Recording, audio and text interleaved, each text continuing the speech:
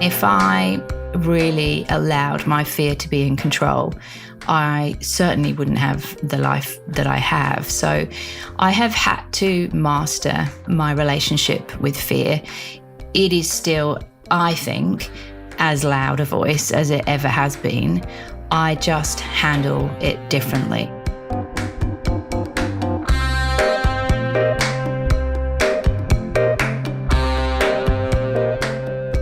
What if the behaviour you've been trying to fix isn't actually broken? My guest today, Dr. Amy Silver, is a clinical psychologist who started her career at Oxford and has spent decades understanding why people do what they do. And her work on fear and patterns in leadership has got to be some of the sharpest thinking that I've come across in this space. And today we get into why the protective patterns we run make complete sense to us and what it takes to recognise them in real time, and what it actually looks like to find a way through rather than fighting what's already there. Hi, I'm Digby Scott, and this is Dig Deeper, a podcast where I have conversations with depth that will change the way you lead.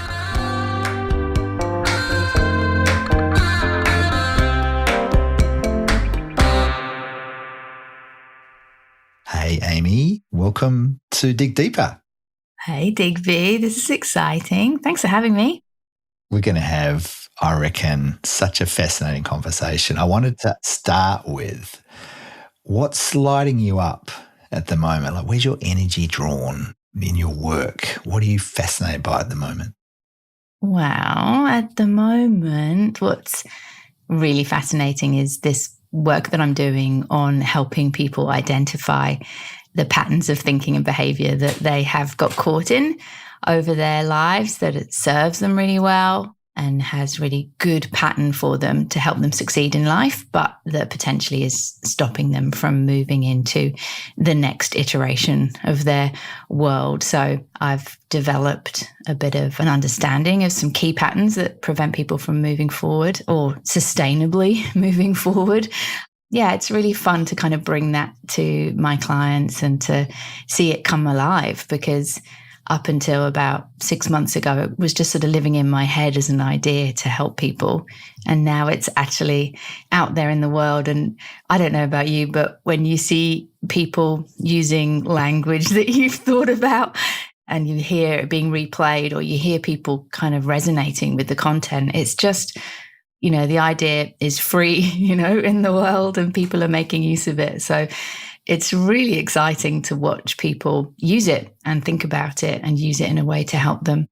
Well, you're being useful, aren't you? Because I'll often start a workshop or something and I'll say, okay, get a piece of paper and draw a line down the middle of your paper. So you've got two columns, and on the left-hand side, write insights. And these are all the ideas you're going to get today. You're going to get all these brilliant ideas. Then I go, ideas are useless unless you apply them, unless you put them into action.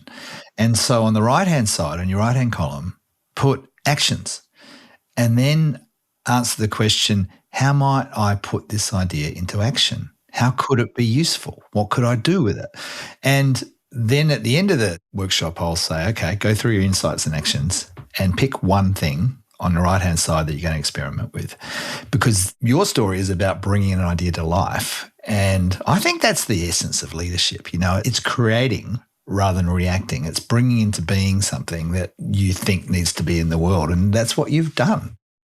Well, first of all, I really appreciate the fact that you said choose one, because I think the idea when you're listening to new things, or you're, you know, to have all these actions, and I wish I could do all of them, and then, yeah, to zone in on one it's almost like another task in itself, is to not set ourselves so many actions that we then feel disappointed with ourselves that we can't put into action all these ideas. But I love that idea of being focused, choosing one action to come from it. But yeah, from my perspective, to see the different ways in which people apply the content or the frame that I've provided, you can't predict that. You can't predict where people are going. And I often say at the beginning of my workshops, I've got no idea, because everything that I do is related to psychology. So that's just humanness, right? And you're just a human, you just happen to be at work. And so I often say, this idea of, I don't know really where they're going to go in their heads when we're going through the content. They may be thinking about, having a difficult conversation at work, heading into a new period at work or a transformation, or it may be that they're thinking about having a conversation with their mother. I really don't know where they're putting the content. So when it gets played back through people's own interpretation, ubiquitous these ideas are, because the way we think, the way we behave, it impacts everything in our existence. So you're doing it through a leadership lens, but people are still people. They're still dealing with themselves. So those patterns that we've developed will be showing up in all sorts of different ways. And I've got no idea where, I just know that these patterns exist. Well, actually, I want to rewind. This idea of patterns, where does this come from for you? My background is that I'm a clinical psychologist. So when you see someone for therapy with the approach that I was favoring as a therapist, you do something called a formulation. So the first few sessions, if not more, you're building literally a graphic of why and how people approach different events or different experiences in their lives. So the formulation is a really important part of therapy because it helps people understand, there's a formula here to what I'm doing. Like an algorithm. Yeah. And once we kind of understand it is the pattern or the algorithm or the formulation which is creating the outcome here, regardless of the situation, it's kind of easier then to separate it from it being my fault. It's something to do with the pattern that I've set up. And that's just an easier place for us to sit then and do the work of finding exits to those patterns. So that's kind of what it was like in therapy land. And in work, it's kind of the same thing. I find, and in the work that I did in courage and moving with fear, it was really important to me that I helped people understand that the very first step in doing anything different, whether it's heading into fear or changing something about a behavior or changing about the way you feel about something, the very first step for humans to be allowed to do that by ourselves is self-compassion. So self-compassion and patterns, can you link that for us? So if we don't have passion for ourselves, then we can't head into doing something different because we're too trapped by shame or guilt or irritation with ourselves. We're much more likely to externalize or internalize those experiences rather than think, what can I do differently, or what is the potential way out of this? So self-compassion becomes the first step for all of us to make ourselves flexible to any given scenario. And so when you can see what you're doing in a pattern form, it's easier to have self-compassion, I think, because we can locate the issue, if you like, in the pattern and not something innate in us that actually makes it so much harder for us to shift around. So I'm kind of using myself as a guinea pig in, what you're describing. I'm thinking about myself. The words came up for me as objectify. Like I can put it out there as an object, this pattern, rather than it's me. And it's not an identity thing, but it's I'm doing that thing. I'm doing that pattern, but it is not the essence of me. It's a thing that I've developed.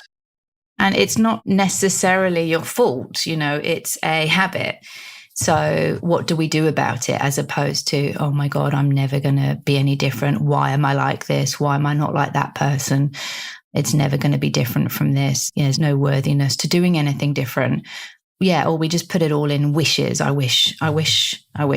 And also I can't, right? Because it's like, oh no, because this is who I am. Yeah, and there's this. It's like, hang on. No, this is a thing you're running, right? Which is a different question. Can I ask you, what patterns have you noticed in your own research and doing this that you run? There's a reason why I became fascinated with fear, because I live it. I'm very, very acutely aware of my own levels of fear. And if I really allowed my fear to be in control, I certainly wouldn't have the life that I have. So I have had to master my relationship with fear. It is still, I think, as loud a voice as it ever has been.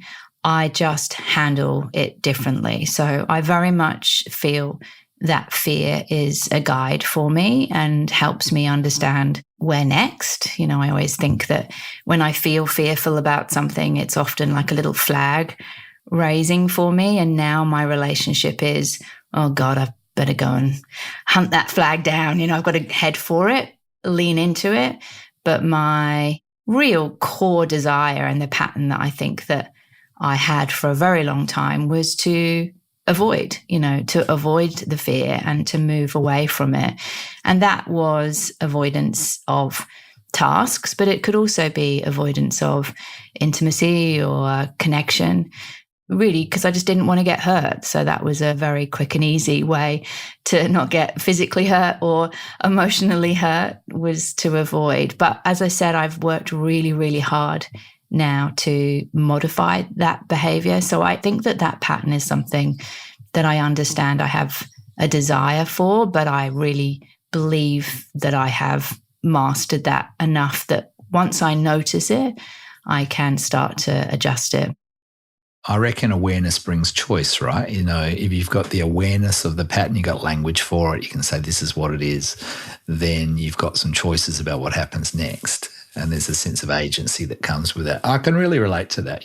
For me, I was saying to a friend yesterday that, I'm like you, avoiding the difficult. For me, it's about people pleasing. My pattern's been to avoid those conversations where someone may not like me or get upset with me through that conversation or set of conversations. And I was saying to them yesterday, this friend, I was saying, you know what? I reckon I've built my muscle that I can spot when I'm doing it, the pattern, and then I'm making a deliberate choice to lean into the discomfort because I know on the other side of that, there's a better world. There's a better set of opportunities that come up. Firstly, I need the awareness. The way that I'm understanding this, let me test this, is this kind of like understanding a bit of the why I do what I do rather than how do I deal with it first. It's kind of like get the why clear before show me what to do. Well, I can just tell you very, very definitively why. It's because we want to keep ourselves safe. So there's not really that many questions to do. I mean, although obviously my background is quite psychotherapeutic and going into the background of where did this pattern start? How did it get supported through your childhood? How do you form relationships that kind of foster that sort of a pattern? I still think all that work is really interesting, but ultimately the answer is that we're frightened because we have a brain that was developed to be threat seeking. Our brain is still functioning in the same way that it always has. This information comes into our senses, and then the amygdalas, which are the fear-seeking parts of our brain, see that information first, and then the clever brain works out whether we actually need to see this as a threat. Our brain is developed to be threat-seeking. And then secondly, we are social animals, so we rely on each other extensively for many, many years as developing adults or developing children. And then we rely on each other. We're in social groups the whole time, and being rejected or being disliked or thought of as less value by the tribe that we care about is a real threat. So social threat, physical threat, they use the same parts of the brain, the same neural pathways, and our body experiences them in the same way. So because of that we set up patterns that are protective. Okay, so we people please, or we over control, or we avoid, or we put an armor on. These are protective strategies. So while the why is very important, if we're really trying to understand ourselves deeply, it's actually not as important as just recognizing that we have developed protective patterns to save us from fear. End of story. It doesn't really need huge amounts of psychoanalysis to understand the simplicity of that. how you have developed those patterns will depend on how successful they've been in your life. So if they haven't been successful, you would have switched to something else. So it's really now a case of understanding how flexible we can be with our pattern rather than what's wrong with it. Why did it start? I mean, that is interesting, but not really important in developing flexibility. Again, the insight and the action, right? The flexibility is the action piece. It's like, well, what do I do with this? So, well, let me just check. What do you mean by flexibility? So flexibility means, do we have choice? Do we have the ability in the moment to say, this pattern is the pattern that I want to run because that's the most familiar, it feels like the safest. And in this particular situation, it might not give me the result that I'm looking for. And so how do I do something different? So it's a two-step thing. It's, well, maybe several steps, but it's recognizing the pattern in action as opposed to in retrospect, and being able to have pre-prepared exits that you know that you want to try. Back to your experiment word, that's a big word for me too. What are the experiments that we're going to run when that pattern comes up in the scenario that I want to do something different? Where am I going to go? What are the bits of things that I'm going to be focused on? And can I pull on that in those moments? So I'm a really big believer. I've probably said this to you before over the years, but I don't think there's anything wrong with any of these patterns. They are completely perfect. I mean, they do keep us safe. They work They're really designed well. for a purpose. Yeah. I was just thinking that, Amy. I was like, patterns are not good or bad. They just are. And it's like, what's the usefulness? Because there's got to be good patterns. Actually, we were talking the other day about how we both love the sales process, right? And it gives us mojo. It gives us energy. And there's something about, we know how to do that. We have a pattern. We have pathways that we activate. That's just what's going on. That work. Yeah. And so they're not necessarily, yes, some patterns can limit, but it's like, if I can see them, then I go, well, when might this be useful given my intended purpose? That makes sense. That is the difference between self-awareness, which is important, and deliberate action, which is very, very different. So the deliberateness of choosing what to do for a given circumstance is where we get enormous internal power. What helps us be more deliberate? So we've got the awareness, the insight, but we need to take action. What are the conditions for good deliberate action? So two main streams here, and it kind of goes back to what I was saying before. There's the brain stuff and there's the social stuff, right? That's really what's pushing us into these patterns. The brain has an instinctual fear piece. If we have learned some very, very basic strategies to bring ourselves back online when our amygdalas are firing and pushing us into instinctive fear. So we really need our clever brain put back on because it goes offline when we're in fear.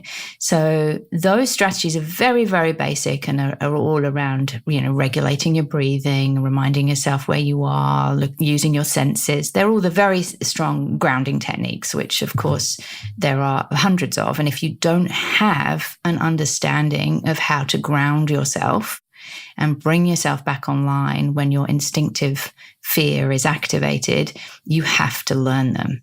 So you learn them so that you can activate them when you need them, when you notice that you're not thinking quite as much, or you've gone into a reactive space, or your vision has gone very narrow. You're not in a sort of a broad mindset. There's no room for a pause. Those are all cues to bring in some grounding techniques. So that's the instinctive fear piece.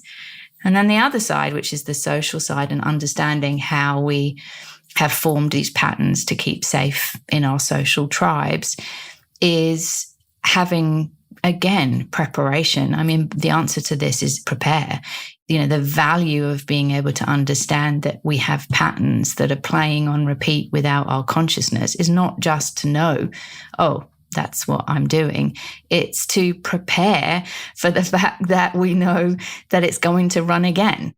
So what are you going to do to prepare the different thoughts that you want to have at that time, the different physical things that are going on in your body, the different emotions that you want to have at that point?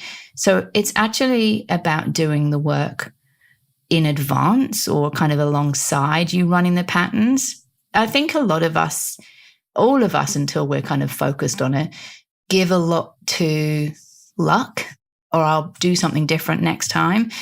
There's so much that we can do to really take back control, even with emotions, like we don't have to accept our emotions as the emotion that we want to sit in at that particular time. So we have so much choice points, but somehow we feel that we have to endure or we have no control. But I just don't believe that. I believe we've got lots of control, but I think that it requires effort and preparation to expect that anything different is going to happen. That's a good word. I just pick up on that phrase, choice points. I really like that. It's like the fork in the road, isn't it? It's like so I could go down the well-worn path that my pattern will take me down, or I could stop and go, hang on, which path do I want to go down? How do I identify a choice point? So there's 5 areas of choice points. Oh, okay. You have done some thinking here. All right. Hit us. And I've listed some of them already, but they all require a different strategy. And I just want to say as well, the choice points, again, are the choice points that are potentials, right? But they still require experiments. So you may have any one of these 5 areas that I'll explain, you may have a potential choice point, but you should have like 15 in each of these areas because we don't know. And that's the whole point. We don't know what's going to work. These patterns are pretty strong. The pull back to them is really, again, has got very strong biological imperatives. And we don't know what's going to work. So we kind of have to have multiple thoughts about this and an experimental kind of mindset. Yeah. So the choice point areas are, we can do something about the environment. So we can change something about, again, it might be easier if you think about this in advance. So if you were to look at your calendar and think about, my pattern is likely to get set off in that particular meeting or in that particular moment or whatever, then we can use that as a playground to sort of plan, right? So what could I do to change the environment to make it more likely that I'm cueing myself for a different response? Does that make sense? Yeah, it makes complete sense. I always look back at early sort of photos of, how we've got this terrible history of like corporate photos that you've taken over the years for your headshot or whatever. And I look back at my early pictures and, I was full of makeup and high heels and like, I don't know, it was pre-COVID maybe, but I was definitely trying to appear to be something that I thought other people needed me to be in order for me to be successful. One of the things that I could deliberately do is not show up like that and show up in a particular way. So those are really tiny little cues that I can put runners on instead of high heels just to remind myself to ground myself. Absolutely. I have a story about when I started my career as a chartered accountant in one of those big firms back in the day. This is when you had to wear a tie and you weren't allowed to leave the building without your suit jacket on and da-da-da. And God forbid if you rolled your sleeves up. And we had this fella come in from the Leeds office in the UK, and I was in Perth, and he would sit, he was a manager, and he'd work in his office and he'd roll his sleeves up, and I'd walk past, what's that? And I thought, I wonder if I could do that. And, it was like, ooh, and then the fear kicks in. And I think it was a pattern of, this is just what you do because you don't want to get in trouble sort of thing. And there was, again, the complying sort of thing. I went, I'm going to try it. And it was just this little rebellious act, but it was actually an experiment. Of course, no one bats an eyelid. The story will all be in my head. And to this day, I continue to work like that, roll my sleeves up. It's interesting. I find this fascinating. So change the environment. So changing environment, which I sort of merged those two because that was kind of changing our behavior too. But doing something in our environment really, really simply can make a massive difference. And even if you take it to a very, very basic level of, having more green around you or kind of changing something about the location. So really just being thoughtful about what can I do in the environment that would make it different. So we've got environment, then we've got what you're thinking.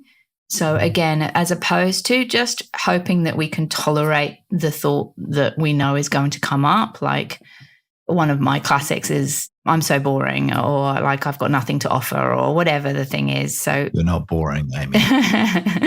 Thank you. Tell that to my thoughts. So if you have that thought and you know that that's a really familiar thought for you, then what's the alternative? Not I'm so incredibly interesting and every time I speak, people are drippingly kind of, listening to every single word. That the extreme version of it, or this extreme opposite, isn't really going to be very helpful to you, or not sustainably. But we want to find a reasonable thought that we can move into it instead. So we're looking for an alternative thought where you can say, I feel boring because that's kind of the pattern that's playing for me. And at the same time, I don't have to be the most interesting person in the room. And what I'm doing is I want to tune into the other person, not necessarily what's in my head. Be interested rather than be interesting. Exactly. So again, you may not 100% believe it, but it's running in parallel. I love that. Yeah, an example for me reasonably recently is when I'm facing a really difficult thing, I might say this is going to be really hard. But you know what I said to myself instead, and actually to a couple of friends, was the thing is hard, but I can do hard things. And there was a sense of agency that I brought into the thought that wasn't there before. And that's changed everything. Well, this is what I do. I do hard things and I can do them. Another really lovely one I find is this is going to be difficult in the short term, and in the long term, it's going to be the right thing. Take your medicine. Yeah, that's right. Or we're so short-term focused with our feelings and our thoughts. It's so about now. So if we can hold ourselves while we travel through the now, knowing that we're heading somewhere else, that's a nice space. Can I just kind of take a slight diversion into that? Because one of the things I find frustrating for the people and organisations I work with is the short-termism that we tend to find ourselves just stuck in. We're reacting to what's now, and we might be thinking quarter by quarter or whatever, whereas we know that we need a long arc. We know we need to be able to, well, I think anyway, and you can test this, I feel like we're not thinking systemically about the longer game we're playing and what we're actually here to do. What's going on there? Fear. It all stems back.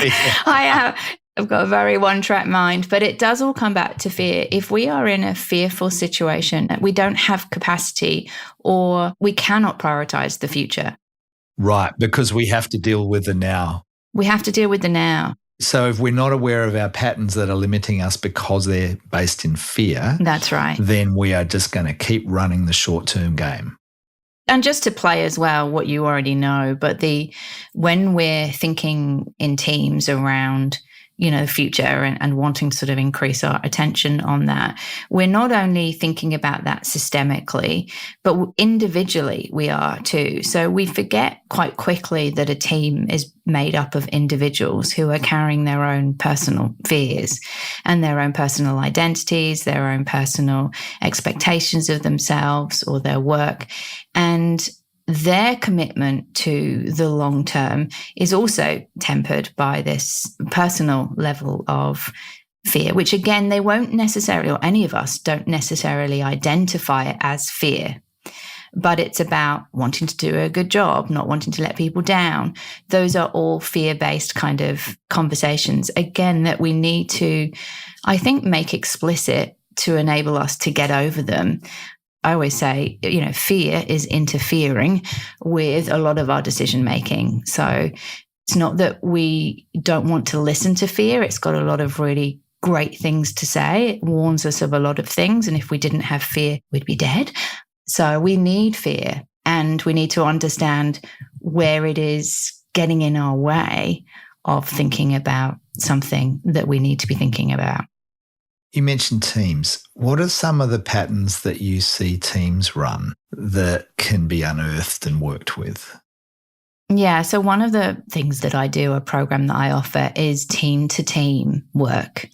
And it can sometimes look like departments to department. So it might be sort of the technology department to the customer service, or the marketing to sales, marketing to clinical, something where there are some very different styles in approach. And although the goal is the same, the values are often the same, the expression and the habits that have been set up because of people's professions and the way that they've been trained, because of the type of person that they have designed themselves to be, have arrived in a team with potentially conflicting styles of working, that when these two departments need to function well together, there's kind of continual or ongoing frictions that just kind of get in the way of people doing good work, because the same sort of things happen. The communication isn't quite what each other need. There's some old habits that haven't died of kind of previous feelings of being let down or not supported. And the tribal kind of patterns that get set up become just internal friction that is just not necessary, very disruptive, and takes away from people's energy. So we really want to, again, just unearth those patterns in exactly the same way that we've already talked about. It's a pattern that we've got into. What are we going to do? As opposed to, they are like this. If only they did this. Why are they like this? To keep that away from them. Don't involve them, which is all very finger pointing and toxic. We go to, wow, the pattern is at play. Here is where the pattern shows up. What do we do about the pattern together? Because we together know that this pattern is really destructive for us. So what's our part in the pattern? What's your part in the pattern? And then what is the pattern that we want to stretch into? So again, it's still got that very deliberate space of designing experiments that feel more fun and free, and I think full of potential to set up this sort of more, I use the agile word in, flexibility wise, not methodology, but agile thinking of how do we work best together? How do we get the best out of each other? And what is the pattern of communication, the pattern of being with each other that's going to allow us to excel? Just zooming out, my thinking is the word pattern is incredibly powerful because it takes us away from, I think, linear, and it invites us to think of living systems and dynamic situations that can explain actually much more accurately about what's going on than a linear sort of transactional thing. And so, I'm running a offsite for a leadership team in a couple of weeks. I'm thinking I'm going to ask them those sorts of questions. Reflect on the pattern that's at play, not just the problem, but the pattern that might be creating that problem. And then your purpose. Okay, we're going with some P's here. There's, what do we actually want? And why are we coming together in the first place? So therefore, what's the pattern we want to create? And that I'm kind of formulating as live here. It can really unlock a different set of conversations just by using that one word. And again, just to go back to something that I said before, I think because it pulls on self-compassion and compassion, really, but it pulls on this idea of stepping back and allowing us the space to say, of course it's going to run like that again, because that's how it runs. So what can we do? Like, where do we push for this to be different? And what are the potential ways that could look? And can we figure that out together? And ultimately it comes down to, really quite practical ways of running this. It comes down to really clear, okay, well, if we did this, that would break the pattern there. So the way that I run it is I work with one team or one division, and then I work with the other. So I work independently with them so that I can start to see the pattern, because it's very difficult when you're in it to see it, right? And I think part of my role is to understand what the pattern is so that I can sort of capture it somehow. So working with each individually, I can see what their part in the pattern is and how the pattern plays out. And then when we get together, we're really looking at mapping it out, talking about potential strategies to do something different. What is the pattern that we're going for? And then coming up with very, very practical things. And when we get to that practical thing, like, well, we want to communicate, regularly, that we want to have a meeting to talk about, the sale point or this, or we want this. They're the things that people are really craving and know that they're the answers.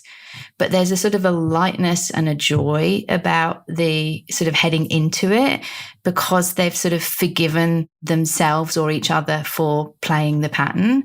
And I think that's the biggest output that you get, is this kind of togetherness piece, as opposed to just bringing in the things that we know are going to make a difference before they've done the work and seeing that the pattern is at play. Does that make sense?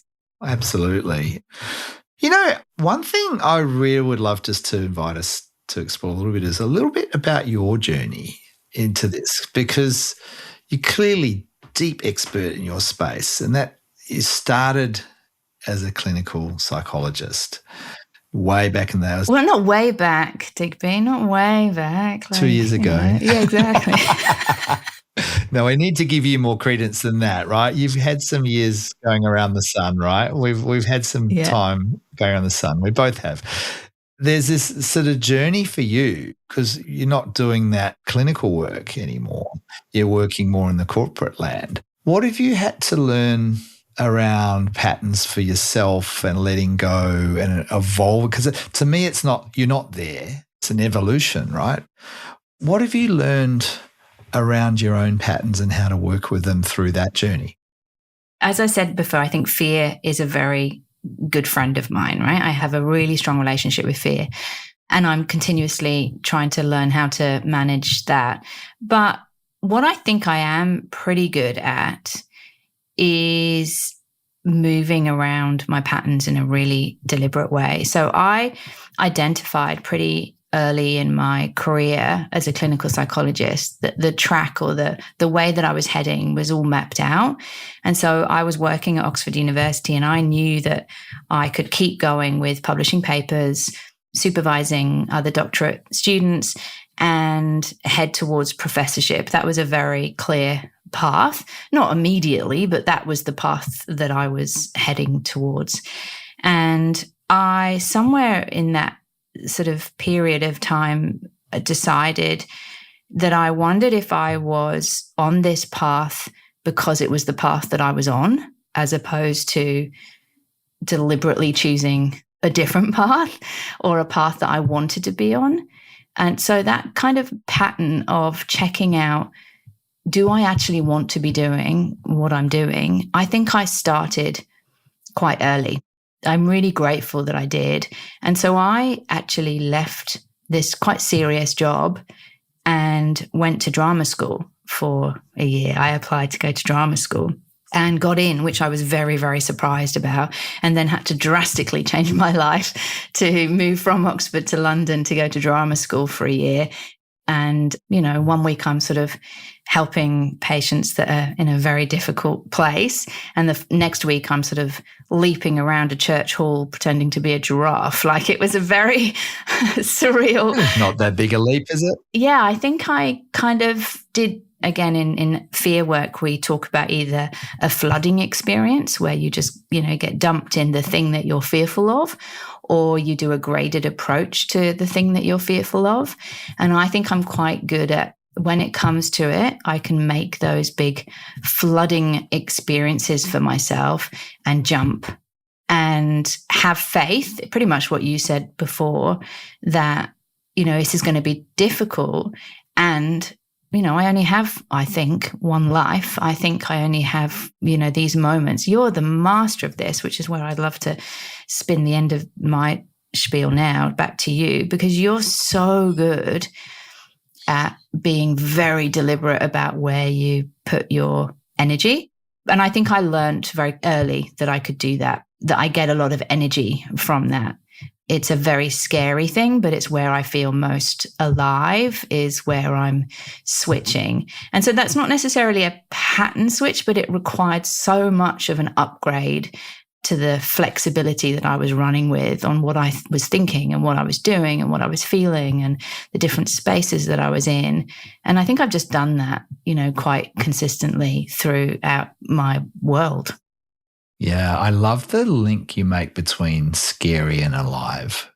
Yeah, they're the same. You have that very strongly with physical stuff, but you also have that with social stuff as well, and managing your emotions and your connections. And I think you're very, very deliberate in the way in which you manage your excitement/fear stuff. Yeah.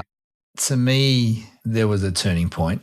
Long-time listeners will know my story of burnout. And I think there was that turning point in my early 30s where it was like you say, you got one life, make it count. And it doesn't mean make it count and be flat out all the time, which I've realised is a bad thing too. But it's about seek out enough stretch and growth, because I think I'm running the question, what am I capable of? And what lights me up at the same time. And those two things, and lights me up doesn't have to be always adrenaline stuff. It's just what fascinates me. It's the learning life. And with learning comes some stretch, I reckon. And in my work, I have two types of work. I have what's crudely called exploit work, which is stuff I can do really easily and it adds a lot of value and I'm good at it. And I guess I'm exploiting my knowledge that I have in ways that are easy to help people. So that's exploit. And then the other side of it is explore work. And explore work is pushing boundaries and getting into brand new territory, and where I'm not necessarily the expert in a traditional sense, but I'm learning deeply as we go on the path together. And I've found that I need a really healthy blend of both of those. Give me too much exploit, I get bored. But if I have too much explore, I might start to spin out. But I'm pushing always between those, I'm navigating between those two things. Yeah, and it's not just with work. I think it's with, try to go to a new country every year for the explore side of things. Well, I would have you in my head as somebody that's really deliberately living. I mean, maybe that's just the thing. Is there another choice? Well, I mean, there is another choice. Is it a good one though? That's what I think. It's like we can autopilot live, and we all are to some. Yeah, we all are. Absolutely, we all are. And the quest is to have more awareness, more awakeness, I think, and therefore more choicefulness, which is what we talked about. What haven't we talked about, Amy, that might be worth just... Digby, you and I could talk for many, many hours. I think there's a whole world of things that we could exploit and explore together. There's maybe a part 2 then. I don't have anything in my head no. Yeah. Well, what have you learned, or what have you been reminded of, or what's this conversation got you thinking? Well, just the privilege of speaking to you always makes me remember the choice points, I think, because I do think you do live in choice. So, and I think that is learning how to do that balance between, I'm a mum of 3 and, that balance is always at play. And I've got all these beautiful reminders of what is really important to me. I do balance my attention around those priorities. But I still think, there's a lot of mundane stuff in life, I guess, that we don't have choice about it, and reminding ourselves that we still have choice points in mundane stuff. I was with a group on Monday and we were talking about, that some of their work, because of the strategic direction, has become a bit predictable and mundane. And yet we still have choices around that, about where we want to feel and where we want to see and what we want to think and how we want to be. So we sort of, again, I think, give over a lot of our lived experience, our living experience, to the scenarios that we're in, when I think actually we have so much choice. There's the choices that I think you make really well, which are about deliberately living. And then there are also these really important reminders that even if we don't have big moves to make, you know, we can still change the way in which we're experiencing them. That is such an important thing for all of us to remember, I reckon, you know, that the world's a better place if we just have that more mindful choice. Amy, awesome. You know, here's to choice, here's to seeing our patterns, here's to living more deliberately. It's been our pleasure. Lovely to see you. Lovely to be with you. Thank you for your time. Absolute pleasure. Thanks, Amy. Oh, by the way, before we go, how do people find you? Oh, Because I bet people will want to find you now. Dr. Amy Silver is the website, or LinkedIn. I'm not difficult to find. You can find Amy everywhere. All right. Thanks, Amy. See you soon. Bye.